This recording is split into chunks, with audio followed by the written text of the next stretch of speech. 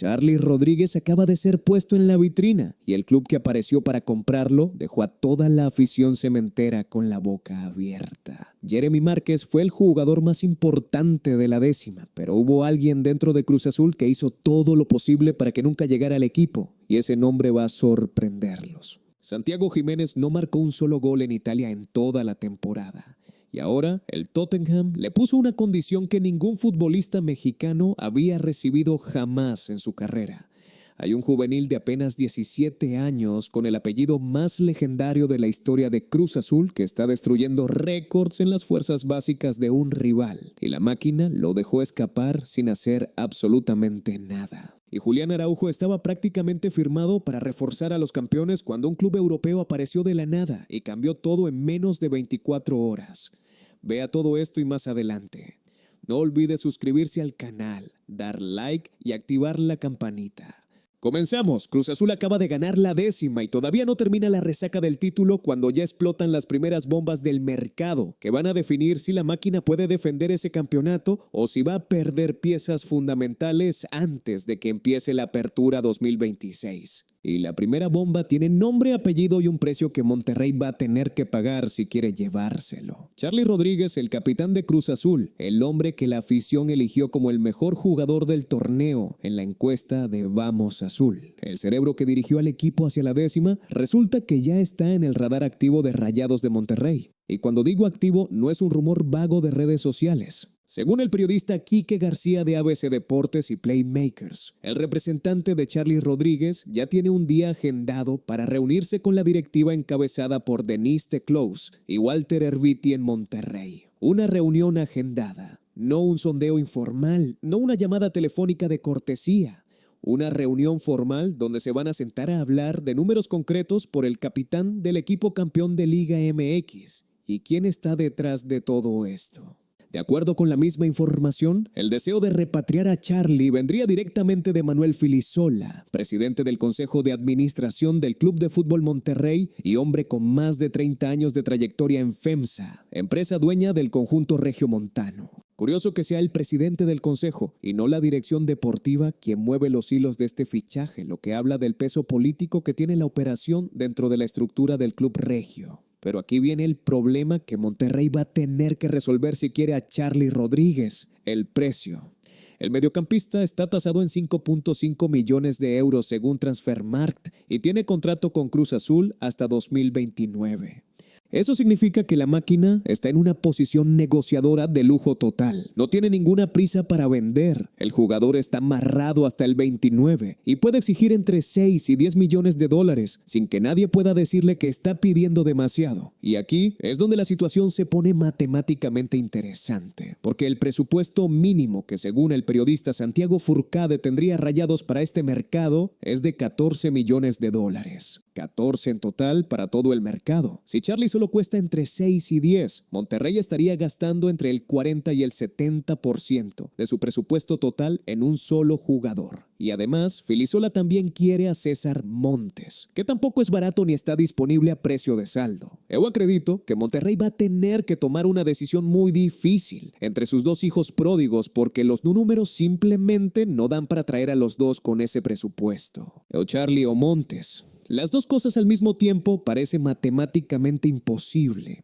salvo que el presupuesto real sea significativamente mayor a los 14 millones que se filtraron. Y hablando de movimientos de mercado que nadie esperaba en la Noria, resulta que hay dos jugadores de Cruz Azul cuyo futuro inmediato tomó un rumbo completamente distinto al que la mayoría suponía. El periodista Antonio Camacho de TUDN destapó que Mauro Zaleta no regresará al conjunto cementero. De momento, a pesar de haber dejado buenas sensaciones en su sesión con Mazatlán, donde marcó un gol y dio una asistencia durante el Clausura 2026. ¿La razón? Simple y directa. En Cruz Azul no hay espacio porque la directiva tiene como prioridad mantener casi en su totalidad la misma plantilla que salió campeona. Cuando ganas el título, la lógica indica que no tocas lo que funciona. Entonces, Zaleta, que técnicamente pertenece a la máquina, tendrá que buscar nuevamente continuidad en otro club, y la opción que más fuerza tiene es el Atlante de Miguel Herrera. Sí, el Piojo Herrera. el mismo que hace unos meses estaba en el Cruz Azul y que ahora recibirían patronar a un cedido del Cruz Azul. El fútbol mexicano tiene esas ironías que solo él puede producir, pero el giro más sorprendente de todos es el de Andrés Gudiño. Cuando todo parecía indicar que el portero iba al Atlante y Ricardo Rodríguez llegaba a Cruz Azul para cubrir ese hueco, el mismo Camacho desveló que Rodríguez no llegaría a la Noria, sino que también terminaría en los Potros de Hierro. Entonces, Gudiño sale de Cruz Azul y en lugar de que Cruz Azul lo reemplace con Rodríguez, Rodríguez también va al Atlante. ¿Y quién cubre el arco en la máquina? La respuesta apunta a Emanuel Ochoa, el tercer guardameta que ya debe ser el segundo según versiones del propio club. Quien sí parece tener más chances de regresar a la Noria es Javier Suárez, el Bene, quien estuvo cedido en el Atlético San Luis y sus actuaciones fueron lo suficientemente convincentes como para que la directiva considere reincorporarlo al plantel campeón. Pensando bien en todos estos movimientos de portería y jugadores cedidos, uno se pregunta si Cruz Azul tiene realmente claro su plan para el apertura o si está improvisando sobre la marcha aprovechando el eufemismo del queremos mantener la misma plantilla campeona. Y ahora entremos a uno de los temas de mercado más complicados para Cruz Azul porque aquí las noticias son directamente malas y vienen de donde menos se esperaba. La máquina identificó dos prioridades claras para el Apertura 2026, reforzar la banda derecha y la saga central. Los nombres favoritos son Julián Araujo para el lateral y César Montes para la defensa central. Hasta ahí todo perfecto en el papel. El problema es que en las últimas horas apareció un competidor que nadie tenía en el radar y que complica seriamente los planes de la directiva celeste por Araujo. Según información del Daily Record Sport, medio deportivo escocés, el Celtic de Glasgow entró en escena con intenciones de renovar el préstamo que mantiene actualmente con el Bournemouth, club dueño de la ficha del lateral mexicano. Celtic de Glasgow, un club con historia de Champions League, con presencia en competencias europeas, con el incentivo de jugar semanas de fútbol continental que Cruz Azul simplemente no puede ofrecer. Si el Celtic renueva el préstamo de Araujo, el lateral mexicano se queda en Europa y la máquina tiene que buscar urgentemente otra opción para la banda derecha. Y como si eso fuera poco, Rayados de Monterrey también quiere a Julián Araujo, el mismo Monterrey que está negociando por Charly Rodríguez y César Montes. Los Rayados con su presupuesto de 14 millones mínimo quieren aparentemente a medio mercado al mismo tiempo. O la cifra real es muchísimo mayor, o alguien en Monterrey está haciendo las cuentas muy creativamente. En cuanto a César Montes, la directiva de Cruz Azul decidió esperar hasta el final del Mundial para moverse formalmente por el defensor, lo cual tiene lógica porque Montes estará en el torneo, su valor de mercado podría subir considerablemente si hace un buen papel, y Cruz Azul no quiere pagar de más si puede esperar. El problema es que mientras Cruz Azul espera, otros equipos pueden adelantarse y cerrar el fichaje. El mismo patrón de lentitud que vemos en el mercado mexicano, ahora aplicado por el propio equipo campeón. Analizando todo este escenario de Araujo, Montes y la competencia de Celtic y Monterrey, uno llega a la conclusión de que reforzar a un equipo campeón es considerablemente más difícil que reforzar a uno que viene de ser subcampeón, porque todos saben que tienes dinero y todos suben los precios. Pero ahora, hablemos de dinero que Cruz Azul puede recibir sin mover un dedo. Y esta historia involucra a Santiago Jiménez, al AC Milan y al Tottenham de una manera que nadie en la Noria se esperaba cuando empezó la temporada. Santiago Jiménez cerró una temporada para el olvido en Italia. No marcó un solo gol en la Serie A, cero. Nada. El delantero que llegó al Milan como una de las grandes apuestas del fútbol mexicano en Europa, el que venía de ser una máquina de goles en el Feyenoord, no encontró la red de ningún partido de liga en toda la temporada. Tuvo una lesión de tobillo que complicó su año, eso es cierto, pero los números son los números y no admiten matices cuando la cifra es exactamente cero. La consecuencia directa es que el AC Milan ya tomó una postura definitiva sobre su futuro. Quieren venderlo y esperan recaudar entre 20 y 25 millones de euros por su carta. Y en ese contexto apareció el Tottenham como el principal interesado en ficharlo para la Premier League. Pero aquí viene la condición que los Spurs pusieron sobre la mesa y que resulta bastante reveladora sobre cómo ven a Jiménez desde Inglaterra. Según el periodista Kerry Ruiz, el Tottenham condiciona el fichaje a que Santiago Jiménez haga una buena participación en la Copa del Mundo. En otras palabras, te compramos si demuestras en el Mundial que todavía sirves. Si hace un papel intrascendente en el torneo, el equipo londinense hace la vista gorda y busca otra opción. Eu acredito que esa condición dice todo sobre la incertidumbre que existe alrededor de Jiménez en este momento. No es que el Tottenham no quiera contratarlo, es que tienen suficientes dudas sobre su nivel actual como para no querer comprometerse sin verlo primero en acción en un torneo de máxima presión. El Mundial 2026 se convierte así en el examen más importante de la carrera de Santiago Jiménez, no solo para México, sino para su propio futuro europeo. Y para Cruz Azul todo esto es dinero que podría llegar a sus arcas sin hacer absolutamente nada. El mecanismo de solidaridad de la FIFA establece que los clubes formadores reciben una compensación por cada transferencia internacional de un jugador. En el caso del Bebote, a la máquina le corresponde el 5% del total de la venta. Si el Tottenham compra por 25 millones, Cruz Azul recibe 1.250.000 euros. Si la operación se cierra en el piso mínimo de 20 millones, ingresa 1 millón neto a las arcas celestes. No es una fortuna que cambie el presupuesto del club, pero es dinero que llega solo por haber formado a un jugador hace años.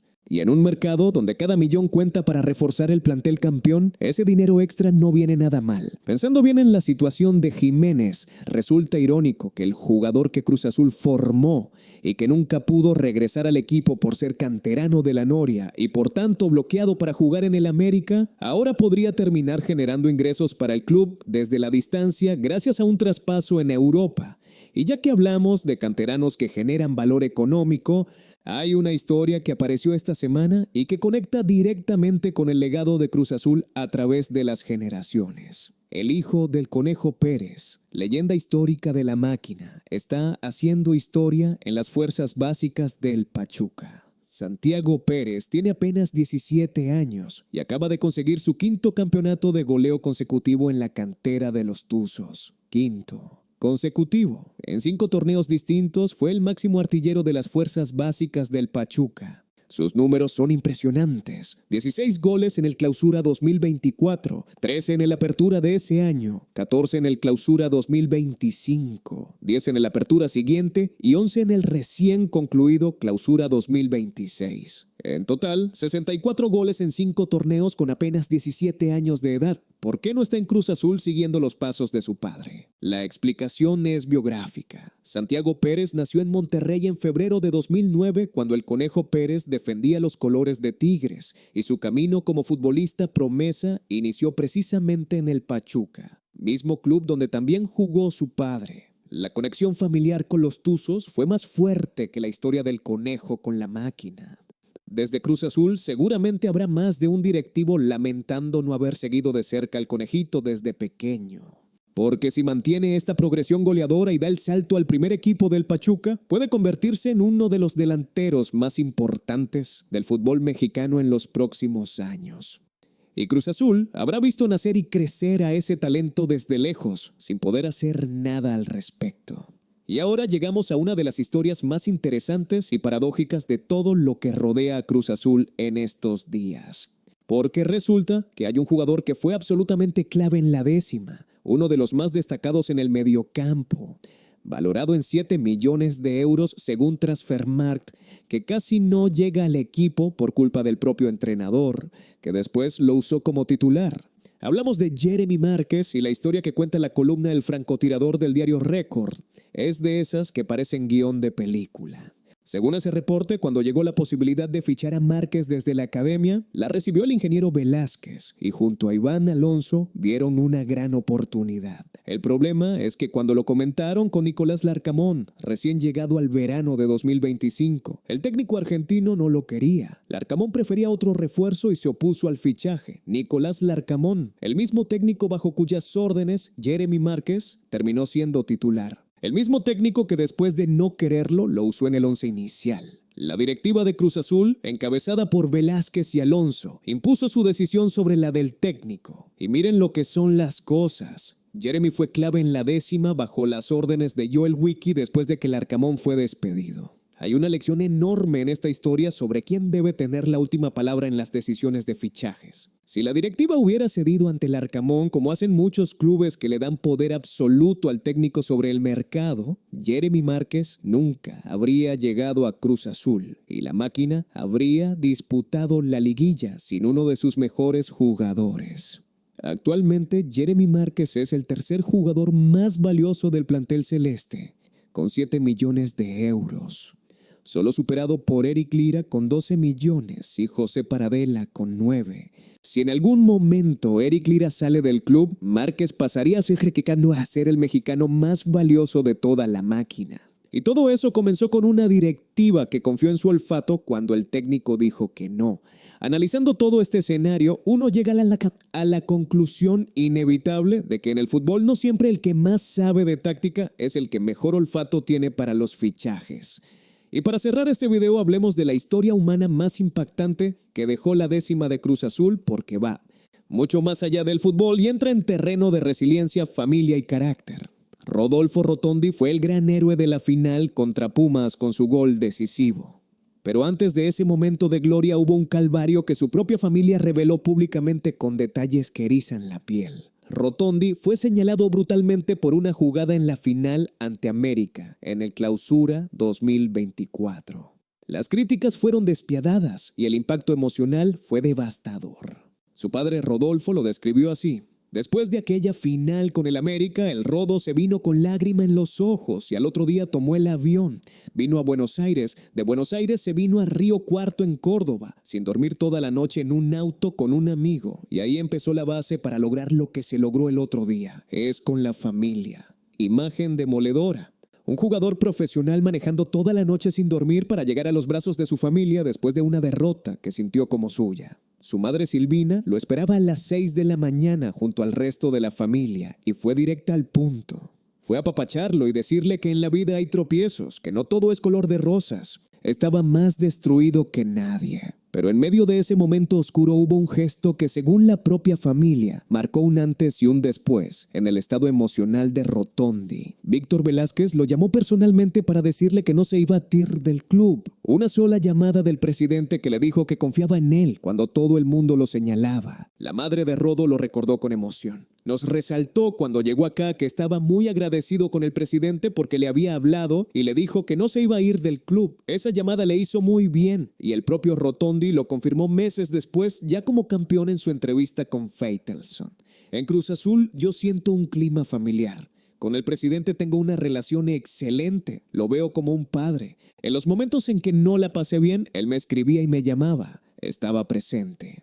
El mismo Rotondi también reveló cómo fue que Joel Wiki cambió la energía del vestuario cuando llegó a reemplazar al Arcamón. Cambió la energía, veníamos como en una onda negativa y fue como que él nos dijo: che, ustedes son buenos, no se olvidan lo que hacían. Había una desconfianza normal como cuando no se consiguen los resultados. Él nos la devolvió. Esas dos historias juntas, la de Velázquez llamando a Rotondi cuando nadie más lo hacía, y la de Wiki, devolviendo la confianza al vestuario cuando todo era oscuridad, explican mejor que cualquier análisis táctico por qué Cruz Azul salió campeón. Los títulos se construyen con fútbol, pero se sostienen con humanidad. Y en Cruz Azul hubo suficiente de las dos cosas en el momento exacto en que más se necesitaban. Y con esto cerramos este video. Monterrey va por Charly Rodríguez con reunión agendada y presupuesto limitado que lo obliga a elegir entre sus objetivos. Mauro Zaleta y Gudiño terminan en el Atlante de Miguel Herrera en lugar de volver a la Noria. El Celtic de Glasgow complica el fichaje de Julián Araujo que Cruz Azul necesita urgentemente. El Tottenham le pone una condición humillante a Santiago Jiménez, condicionando su fichaje a lo que haga en el Mundial. La historia insólita de cómo Larcamón intentó bloquear el fichaje de Jeremy Márquez y la directiva lo ignoró acertadamente. Y el calvario humano de Rotondi desde la noche más oscura hasta el gol de la 10ª. Déjenme sus comentarios aquí abajo. ¿Creen que Cruz Azul debe vender a Charly Rodríguez si Monterrey paga lo que pide?